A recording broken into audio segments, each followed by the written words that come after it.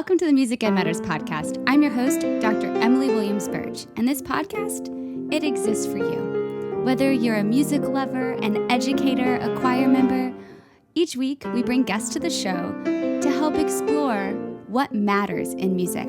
I'm so glad that you're here. Welcome to the show. Hello, and welcome to the Music Ed Matters podcast. I'm your host, Dr. Emily Williams Birch, and today we're talking to Kirsten Oberoi. Kirsten is basically a choir entrepreneur, teacher, educator, conductor, all the things. And we talk today about how to ask the questions to stand firmly in your own philosophy. So Kirsten shares a lot about the foundational elements of her choir that she founded, the South Shore Children's Chorus. She founded it in 2016, and they believe that the priority is the individual, that music is the vessel, and excellence is the byproduct. In this conversation, you'll hear all about how Kirsten got into the wonderful world of choir and working with young voices. And then she talks a lot about how to ask the questions so you too can have a really clearly stated philosophy. I hope you enjoyed this conversation, which is brought to you by our friends at Kaleidoscope Adventures and the Kinnison Choral Company. Today on the Music Ed Matters podcast, we are talking to Kirsten Oberoi. Hello, Kirsten. Hi, Emily. I'm so excited to talk to you today. You are chatting with me from outside of Boston, which is one of my favorite cities. How did you end up back where you began? Very few people end up exactly back where they began. Well, it was sort of it wasn't expected. Okay. I grew up in the area and I had never even been to summer camp. And then I decided to go to school in San Diego, California. Hold on. Yeah. So okay. I found out, y'all, South Shore is South Shore, Boston. I am obsessed with all things Boston. You never left home and you up and went to San Diego, like other side of the planet. Yep. Not literally, but. Yeah, 3,000 miles away. And I decided to go to school there. And I hated it for 6 weeks, and then I loved it, and I never wanted to come back, and I lived there for 6 years. Oh my gosh, that's so cool. Okay, why San Diego? What attracted you there? All the college professors are listening now, so they can recruit someone like you.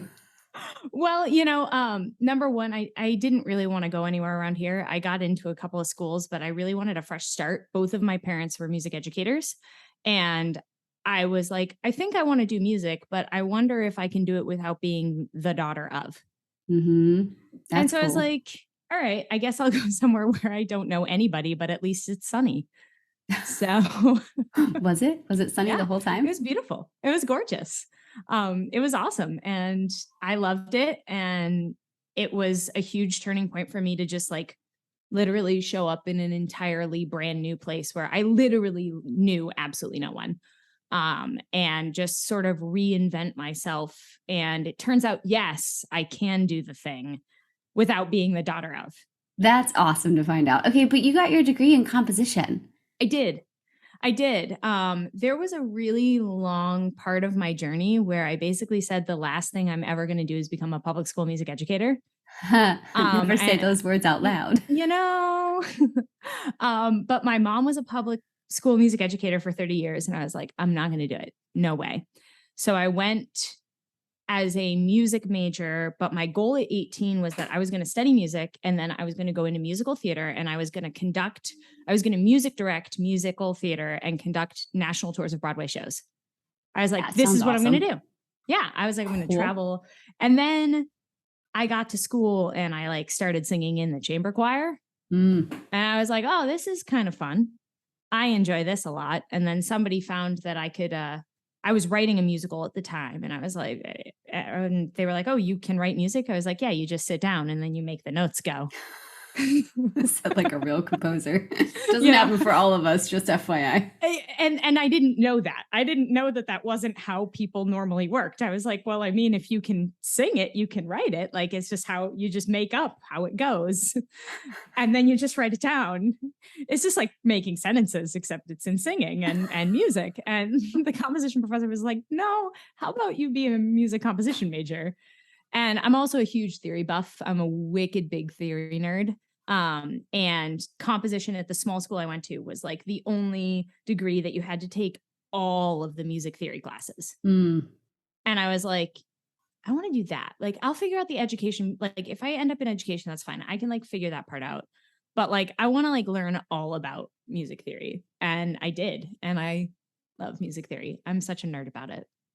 Okay, so we did this whole composition music theory obsession thing. Mm-hmm. Did you stay in California post graduation? I did. I was there for 2 years. And at that point, I had realized that like, as much as I liked composition, it was a very lonely thing. Mm. And you spend a lot of time in front of a computer. And I was like, I think I want to do more chorus. And so but I didn't have an education degree. So I started a before school chorus at a middle school. I started an after school chorus at a high school downtown. I worked for San Diego Children's Choir for a little bit, and I taught one of their grades, the 3rd through 5th grade.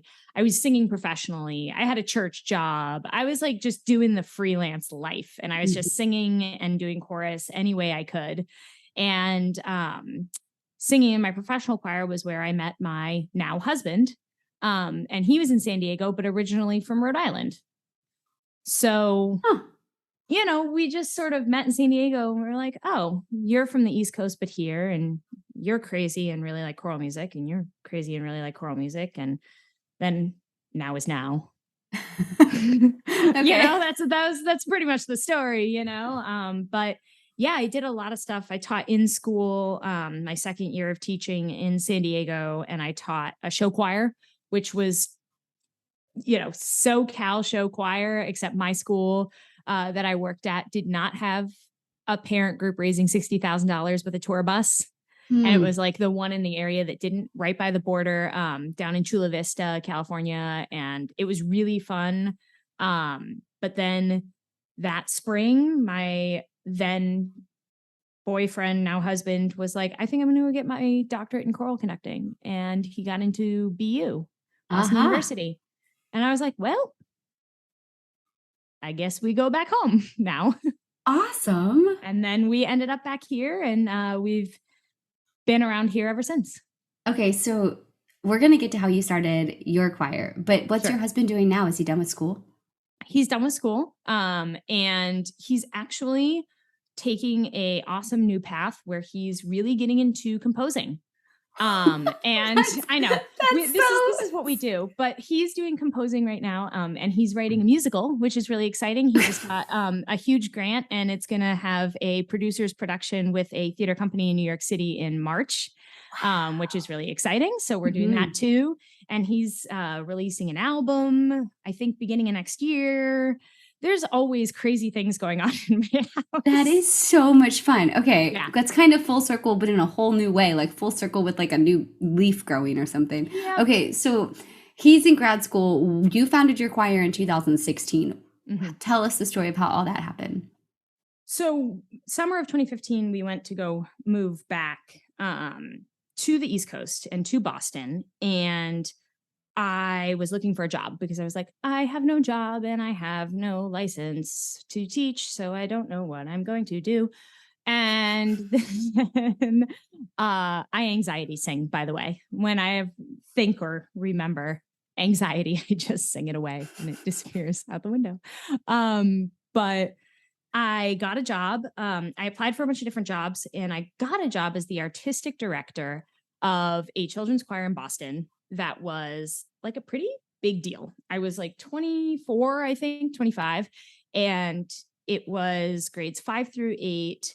And I was prepping the kids to sing with the Boston Symphony Orchestra and sing the Mahler with it, and sing for Boston Lyric Opera and all of these like really big things that would be considered in our field. And I was constantly auditioning and asked to audition the students in the choir against each other for roles with these organizations and to sing solos with these organizations. And I just saw the culture within these 5th through 8th graders crumble. It was crumbling before my eyes. They hated each other for that reason.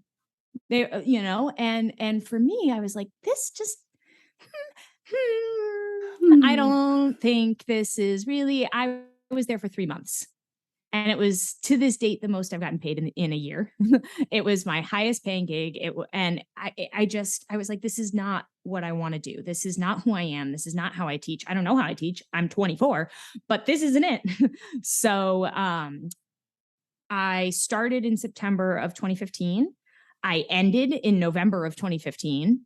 And then in January of 2016, I said, well, if I can't do this somebody else's way, I guess I can only do it my way. So surprise, new children's chorus. That's awesome. Okay, I have a couple questions, and it makes total sense because it's going to segue into you're creating your new children's chorus.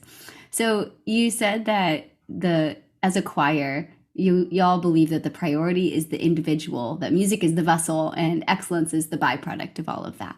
So we're going to get into philosophy, but it makes so much sense now that you've told us the story of what you've gone through and what you've done and all these different experiences that you've had. Did you know this was the direction you were going? That priority is the individual, music is the vessel, and excellence is the byproduct. Was that in your mind when you first got started, or did that develop? Give us the play-by-play, getting everything going. Definitely. It sort of started. I knew I felt differently, but I didn't have those words for it until maybe recently. I knew when I started it, I wanted it to be different. I wasn't sure how. I think at the beginning, I was like, we had auditions. Like the first time I was like, auditions, this is like what people do and how people do this. And then I was like, but I'm going to let them all in because it's brand new and I want this thing to work. So then why would I waste their time and my time with an audition and just say, come do this thing? And then it just started snowballing from there. And I was like, well, why? And I just started asking why. Why would I do that? Why do I do that? Why do we do that? Can I do it differently? And as a caveat, differently doesn't always work better, but we have to recognize that there is a differently. Sometimes we do things as a field, and we do them because we've always done them that way. And that's because it really works that way. And that's cool. And I'm about that. But there are also things that we do for a long time and we don't really know why we do them, or they are no longer relevant.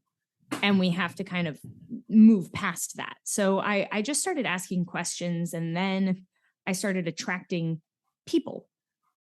And Kelly Graber was one of the first people that I really attracted, and she came on board. She's also from Quincy. And she was like, wait a minute, why is there a children's chorus in my hometown? And I teach chorus and I love chorus and I didn't have this. And who's doing this thing? And she showed up to our first concert and she was like, why isn't this? And she still works for me today.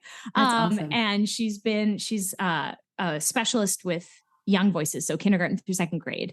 And she challenges me and we just challenge each other all the time. So that started to happen. And I just started to gather more and more people who sort of think differently and really care about the kids. And then we sort of just started talking about our philosophy and why are we doing things this way? And it's still, I think, in the process of unfolding, especially post-pandemic. It's not quite there yet, but we're getting stronger and stronger in this is what we believe and this is why we do it.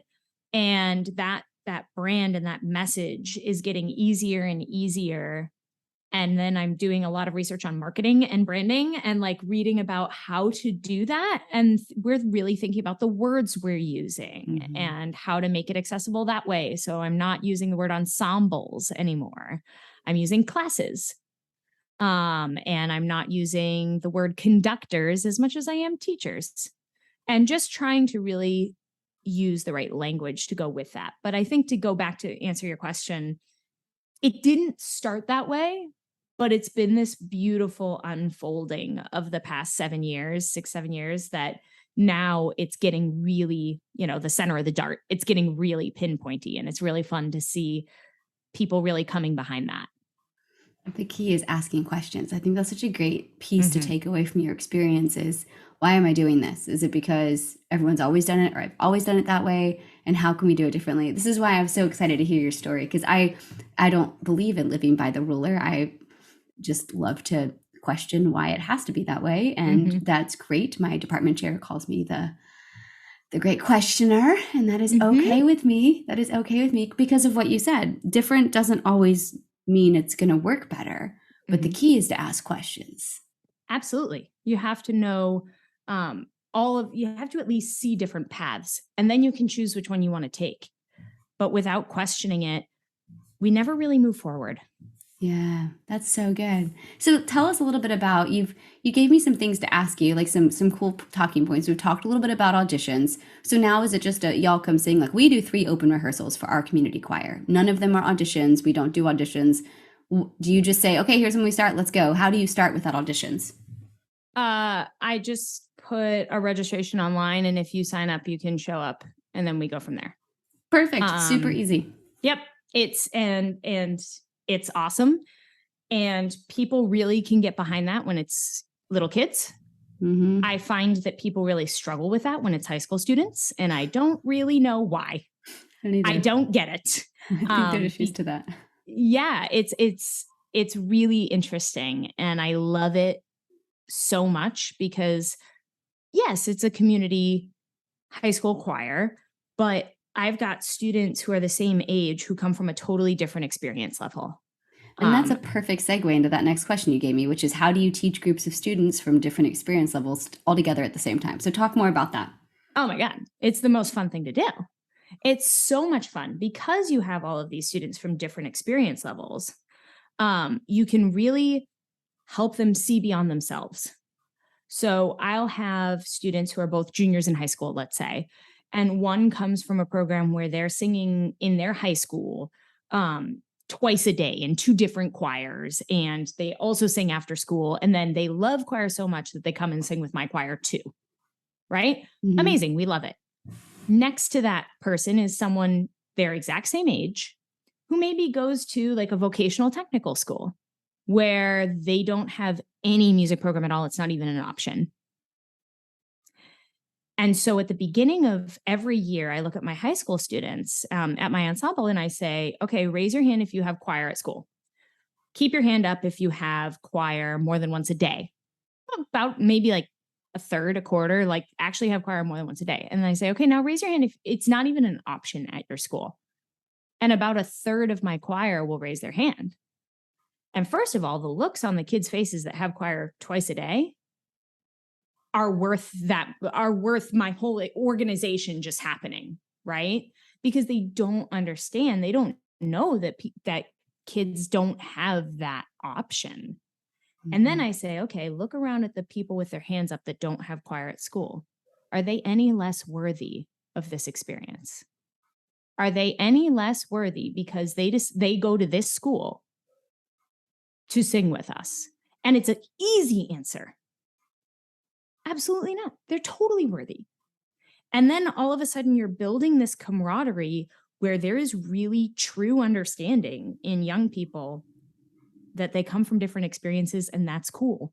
So like you might be able to sight read something awesome, and the kid next to you who's the same grade might still be struggling to figure out which one is their note.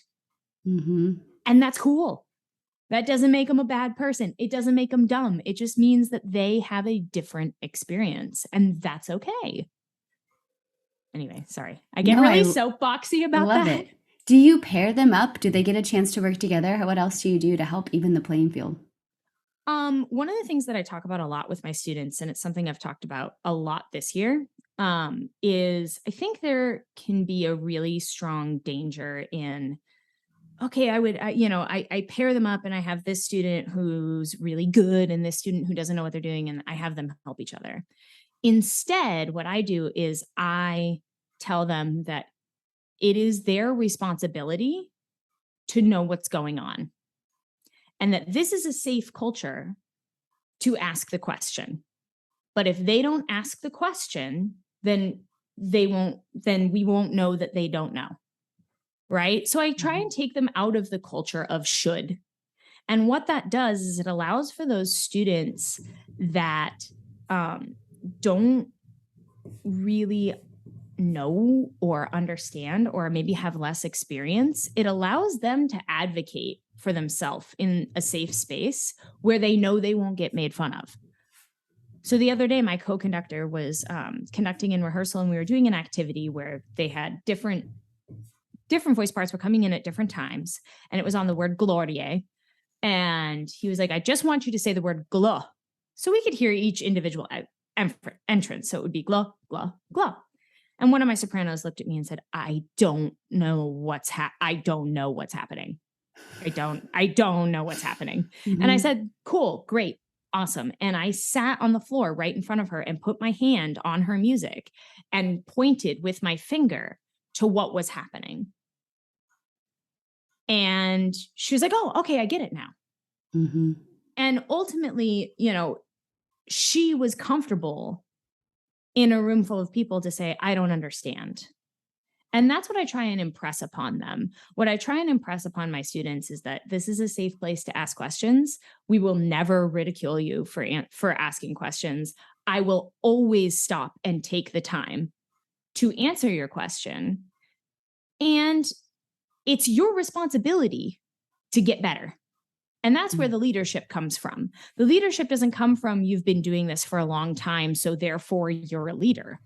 The leadership doesn't come from you know how to sight read, so you're the leader. It comes from you're willing to advocate for what you don't know to get better. That's what makes you a leader. That's what makes you an excellent teammate.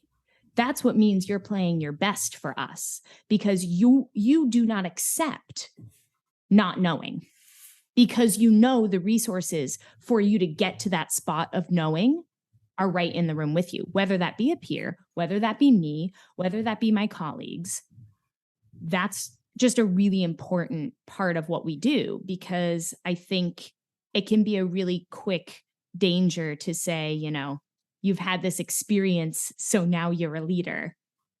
And instead just kind of giving them and empowering them with that and just saying, no, you can be a leader, but you have to speak up. You have to advocate for your experience. And, if I'm sitting in my kitchen and I want cookies and I have all of the ingredients to make cookies, the only thing holding me back from cookies is making the cookies.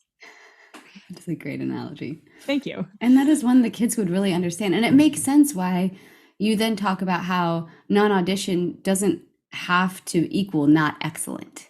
Correct. But it sounds like you're putting a lot of the power back in the kids. What tools are you giving them along the way? Tell us a little bit more about what your rehearsals look like and some things we can take away from that experience. Yeah, absolutely. First of all, every single rehearsal has laughter. Every single rehearsal has laughter. Top priority. End of story. That has to happen for us. It's joy, it's laughter, it's smiling. I don't give them more than they can handle. I don't accept invitations to do extra stuff if I don't think that it's going to further empowering them. I know that there's a lot of, this goes back to like a question of why, right? Oh yeah, you can go out and do all of these different community concerts with your children's choir. Yeah, but why? Oh, to get yourself more visibility in the community. Okay, but does that serve the students that are right directly in front of me? Does it serve the organization? Absolutely. But my organization isn't really built on the students being a marketing flag for my organization. And I'm not trying to say that to be judgmental of people who do that. It's just not how I want to do it. For me, I care about the experience of these students. So, taking extra time to learn more music, to go do this thing that I don't think is going to empower them in the same way as learning. I mean, each of my high school groups, I have 2 high school groups, is learning 3 pieces between now and January. 3 songs. That's it. That's all we're doing. And the reason for that is I teach it slow, but I teach it well. It's sort of like a slow cooker. It really gets all the flavor, and we're really working to understand, okay, how does the rhythm go? And we're using lots of rehearsal techniques all of the time. We are never just note bashing. We are moving our bodies. We are singing in circles. We are singing staccato. We are singing, everybody sings everybody's part. Everybody sing the bass part. Everybody sing the tenor part. Everybody sing the soprano part. So really, they're getting the full picture. And when they get on that stage, they know how it goes. And they can perform it with with 100% confidence that they know how it goes, because ultimately that's what empowers them to want to learn more, because they've had a good experience of learning how it goes. And I like to point out to them too, sometimes I'll rehearse something in a way on purpose where I just sort of give them the notes and I say, this is how it goes. Okay, sing this part. Right. I'll do that for 8 measures or whatever. And I just teach them how the notes go. And then we sing it. And then I teach them how it goes. And we dissect and we work and we say, okay, where's the, in that chord, who has the dissonances, who has the consonances? And we listen. And then we sing that 8 measures again. And I go, you thought you knew it before, but how is it different now? Because there is a huge difference between when they know how it goes and they actually understand. Mm-hmm. And my goal to empower them is getting them to actually understand it and not just parrot notes and rhythms. And that doesn't mean that, we're singing absolutely everything on solfege. It doesn't mean that they all have an awesome understanding of theory, right? I don't really think of curriculum in terms of like a linear thing, but they can tell if it sounds consonant or dissonant, and who are they listening for in that moment? And is this long or short? Or those kind of questions that get them to a point where they really know it. And that's where I struggle with the difference between teacher and conductor. And I know, okay, as teachers we conduct, but I think sometimes we too quickly call ourselves conductors and we forget that we need to be teaching. That is so true. We don't play piano in my rehearsals. There is no pianist. There is no accompanist. I don't open the piano lid. We either rely on our pitchfork or I have one singer with perfect pitch to find our starting note. And I just give them do, and they only get it once. And then the rest of rehearsal, whenever we need to find the next key, we figure out, what did we just end on? How is it related? And then find the next do. It is so much fun. Mm-hmm. Pacing wise, yeah, we learn 6 to 8 songs versus 15. Yep. But they know them, they can tune them. It's hard to let go. It's going back to that. Why do we do it this way? Why do we always learn that many songs? And so we're filling in our gaps for our holiday concert with everybody's favorite sing-alongs. Yeah. Why not? It's so much fun. Why It's not? all the good cheese that everyone wants for Christmas anyway. And so what if it's cheese? It brings people together. Like, I think sometimes people are really afraid of cheese. Yeah. And I am not afraid of cheese. I'm just not afraid of it, because if it brings smiles to people's faces, why are we questioning it? We literally just went through a pandemic where there was literally so much depression. Mm-hmm. So why make things harder for ourselves? Like, we need to fill our audiences back. And I mean, I love all of my college friends and all of the amazing work that the college choirs are doing. But you can only go to so many real highbrow concerts, and before you forget why you chose. Like, people did choir growing up because it was fun. And that's not a bad thing. Like, ooh, it's fun. You must really suck if you say it's fun. Like, it doesn't, that's why I like, what I've come up with lately, which is the priority is the individual.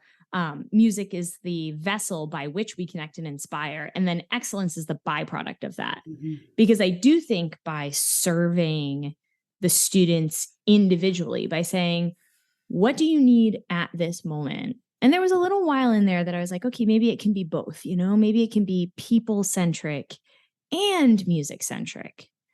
But ultimately it can't. You have to choose, because you come down to a point where you've got either that bass or that alto, and that alto could help out because you don't have enough tenors, and that alto could sing tenor, or that bass could sing at the top of their voice and sing tenor. And maybe that would help the balance of your choir. But what are you going to choose? Who are you going to serve? Are you going to serve the, and I quote, team? Are you going to serve that balance, that musicalness? Or are you going to serve and do what's best for those people? And you're just going to deal, and the tenors are going to be the tenors, and they're going to be fine. And that's just how it's going to go. Or you have to pick SAB music, and that's okay. There's lots of great SAB music out there, and there's lots of great ways to teach it. But ultimately, it does come down to a choice. Who are you going to serve? Are you here to serve the people, or are you here to serve the music? And if you're here to serve the music, that's cool, but be really careful. I feel like those experiences need to be, maybe the professional, but even in the professional realm, when I sing professionally, if I'm singing for somebody who would rather hurt my voice or do something that's not as good for my voice, then, for the sake of the music, I don't know that I would spend my time in that experience either. So I think it's something that we really have to think about. I was listening to a podcast by Brene Brown. I'm a big Brene Brown I love person. Brene Brown books. Oh my God. She's so great. Her podcasts are good too. Yeah. Oh my God. I love her so much. Mhm. Brene, if you're listening, I wish. you're more than welcome to just keep laying on us your wisdom of life and happiness. But I went back and I never actually listened. I read Dare to Lead, but I never listened to the podcast. So I went back and started listening to the podcast, and she, one of the first episodes she has is with a soccer star. And this is like a soccer Olympian. Like, she's in all these Hall of Fames. I don't know anything about soccer. I don't sports, but she's really, really good at soccer, and she's done soccer forever, and she's an Olympian and blah, blah, blah, blah. And at the end, she says, when people ask me, what do I miss the most about soccer? The one thing is not soccer. Mm-hmm. It's the people. Mm-hmm. And that just like really hit home for me when I heard that a couple of weeks ago. I'm like, I think this is more probably global than just choir. But our activities are only as good as how we treat our people. And if you treat your people really, really well, guess what? They're going to sing really, really well. But they need to know that you're willing to be vulnerable and to say, you know what, we don't have a balanced group this year, but that's okay. I want you to sing as comfortably as possible. And we're just going to put balance on the back burner, because that's just not going to work for us this year. I mean, those of us in education teach young voices. We're going to have more sopranos than anyone else. That's how it goes, because our instruments are more sopranos. But telling them to balance with the 4 basses that we have may not be in their best interest. So sometimes, I don't know, I just think that that's a really important thing that we have to really think about. And that's sort of what my podcast is about. It's talking to people that have that mindset of a people first approach, because I think that approach is what we need to do to move forward and, keep choral music alive. I like that you're leaving us with the thought that we have to ask questions, that we have to clearly define our own individual philosophies. And there's going to be all over the paper on everyone's different philosophies and the level at which they place human first or whatever. Whatever you choose, I think what you've shared with us today is the question is to make the decision, to keep asking the questions and to keep putting in the work in our field, in whatever else you're doing. Now, before we give you the last question of the show, tell us a little bit about your podcast. Give a little plug. Oh, little plug. So my podcast was I was working through a lot of these things last fall, and I started a podcast, Choral Connectivity, a people first approach to singing. And I was really intense about it because, hello, hyper focus mode. So I was really, really intense about it all fall. And then the spring hit and everything got really busy and everybody got really stressed out, and it sort of fell off the map, but it's coming back in a much more organized and less scattered way, which is awesome. So we'll have weekly episodes, and those weekly episodes start season 2. And it's just talking to people from all around the country about how they serve people and the meaningful stories and the success stories that they have in changing people's lives through choir and through singing. Cool. So, I'll make sure to include a link to your Choral Connectivity website in the episode notes. But I always let the guest one final question, because it's Music Ed Matters. What's the one thing that really matters that you want the guest to walk away from this episode with? Everyone has a story. And everything everyone does is related to their story. And if you don't know the story, or even parts of the story, it's really difficult to make an impact. So you have to try and learn the story as best you can, and that will lead you to the greatest impact. I love it. Learn our story. Well, thank you for sharing your story on the podcast. Absolutely. Thank you for having me. It was so nice to get to know you. Yeah, you too. All right, my friends, take the time to learn some people's stories. It's what makes the music come alive, right? We all know the stories behind the music, but it's so cool to hear Kirsten giving us ideas about how to have the stories with our students and to understand where our singers are coming from. I hope that you start asking lots of questions. And if you want more, you can join us over at patreon.com/musicedmatters. Every dollar over there goes to support the podcast and all of the awesome guests that we have on the show. It also gives you opportunities for monthly bonus episodes and all sorts of other features. So go check that out. But in the meantime, in case you didn't know, you, my friend, you matter. We all know that music matters. And I'll see you